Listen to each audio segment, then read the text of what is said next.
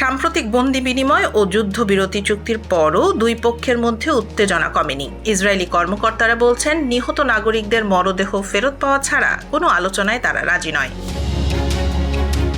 অন্যদিকে হামাসের পক্ষ থেকে এখনো আনুষ্ঠানিক কোনো প্রতিক্রিয়া পাওয়া যায়নি। তবে বিশ্লেষকদের মতে ইসরায়েলের এই দাবি আলোচনার অগ্রগতি ব্যাহত করতে পারে এবং নতুন করে সংঘাতের আশঙ্কা তৈরি হয়েছে।